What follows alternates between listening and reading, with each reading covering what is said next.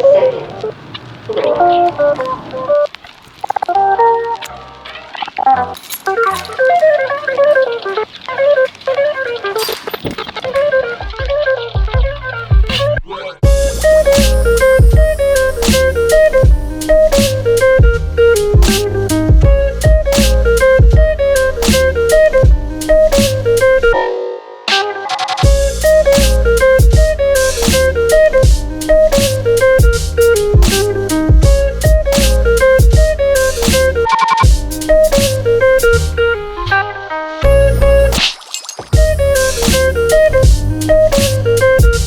3.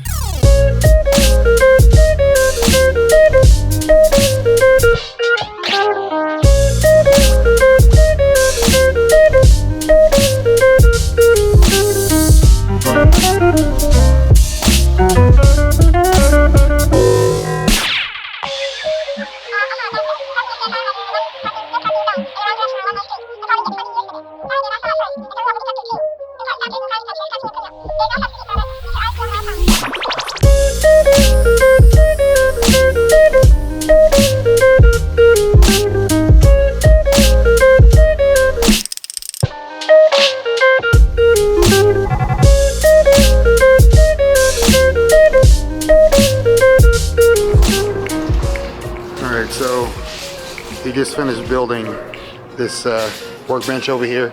It's kind of dark right here, but we're going to be installing lighting probably underneath all these metal rafters here. Probably LED lighting going all the way down there.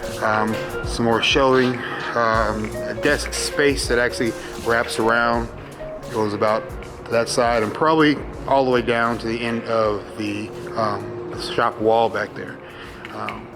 Still enough space to fit a decent sized car right here. Just measured E36 over there. Should fit there, you know, for oil changes, valve cover changes, easy stuff that doesn't really require you to get up under the car and do anything special. So yeah, it should be pretty nice. Probably some shelving, cabinetry on this side, the same on the inside. As a matter of fact, let me show you guys the office space. It's starting to look pretty good.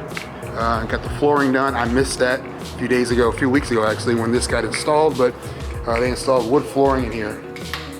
It looks pretty darn good.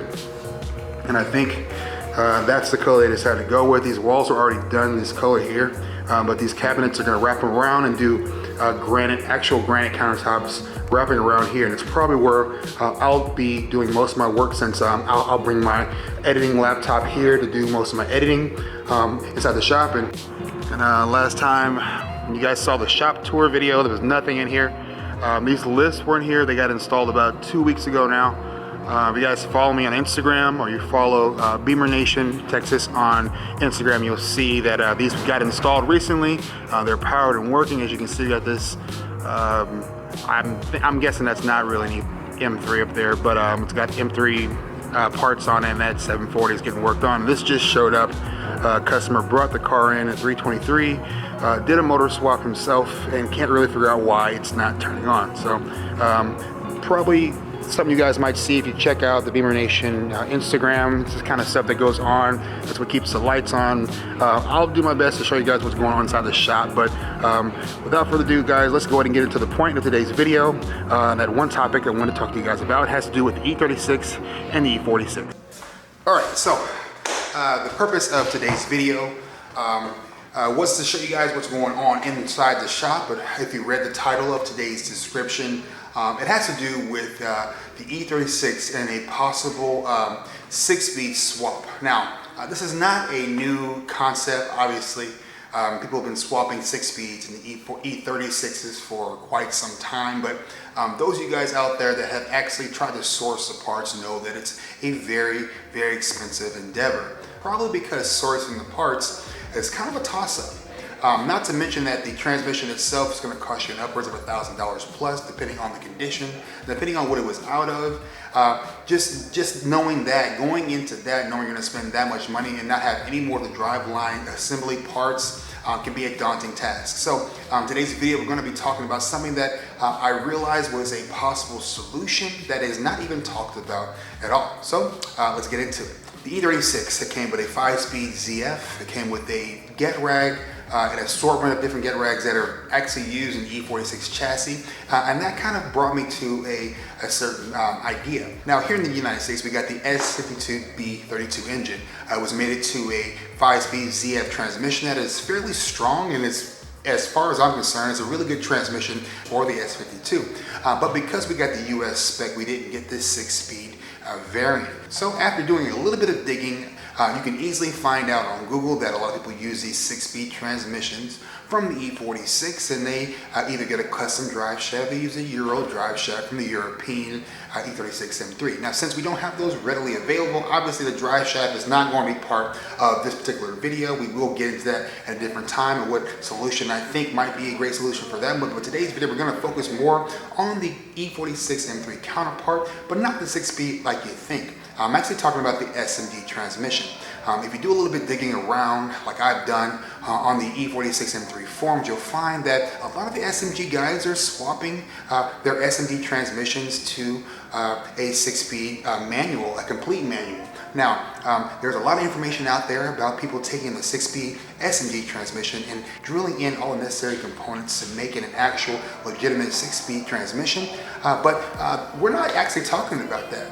What I'm actually talking about is something that's actually not talked about at all. It's actually being talked about on the E46 side. Now, because I own both vehicles, I have the E46 M3 and the E36 M3, I feel I have a unique perspective at bridging the gap because generally speaking, people don't have both cars. But that being said, the E46 M3 with the SMG variant is actually being swapped to a 6-speed manual relatively easily by using the CAE shifter.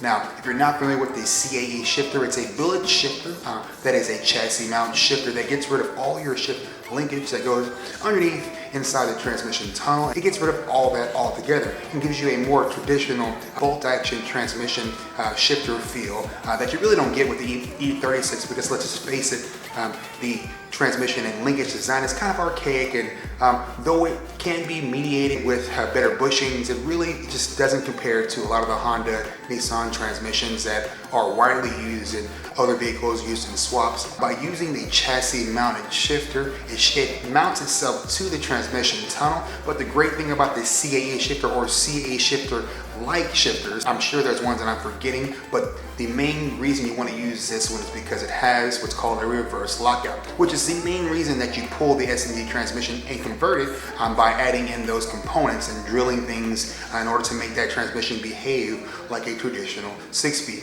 Last thing you want is to be driving down the road and accidentally misshift and go into reverse. And that wouldn't be good for anybody. It'd probably potentially create a dangerous situation. Now, before you guys say it, I'm sure you guys are wondering how I am familiar, or how I'm sure that the E36, E46 non-M transmissions are interchangeable.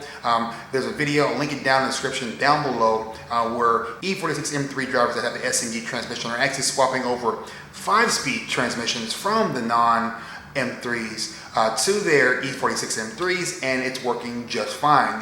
The bell housing is exactly the same. That the non-M3 transmission from the 330s and the 325s actually bolts to the S54 engine. That means the bell housing is exactly the same. So that's the premise that I'm going off of based off of this information here, based off the video. Again, it's down in the description down below. You can see his whole build series and what he did.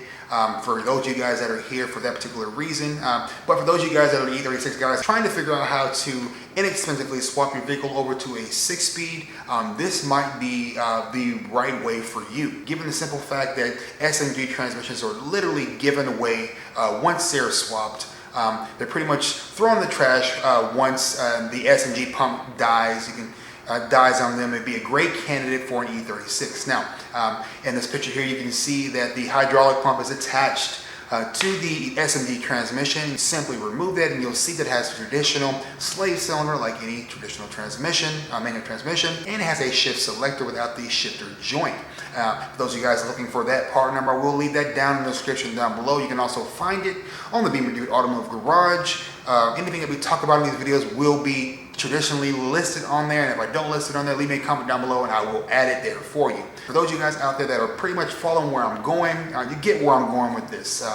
This is probably one of the cheapest ways to introduce a 6-speed transmission to the E36 chassis. It doesn't have to be an M3, but in my case, this is something that I've been considering for a very, very long time, and as you guys know, I do everything budget friendly, and there was just no way I was going to spend $1,000 on a transmission alone.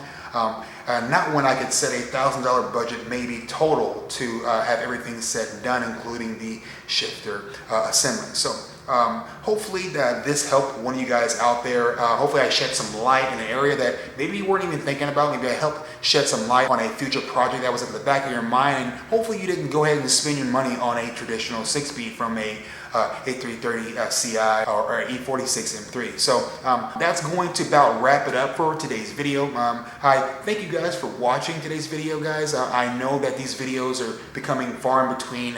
I really am trying to figure out the routine between my work and my family life and the shop. But I promise you, once we get things settled, we'll get back on our normal video schedule. So I want to thank you guys for watching this channel. Thank you guys for all the support you've been showing the channel thus far. It really has meant the world to me, guys. So stay tuned to the channel, guys. Make sure you guys follow me on Instagram. That's BeamerDude with 1 N on Instagram. A lot of things that happen here in the shop happen on Instagram. You'll see little videos there, update videos of what's going on inside the shop that doesn't actually make it to a video. And make sure you also follow Beamer Nation Texas. That is the shop owner, and that's the shop, the umbrella that we're working here under. You can see what's going on inside the shop. So guys, I want to thank you guys for watching the BeamerDude channel, guys. And until next time, peace out and Godspeed, guys.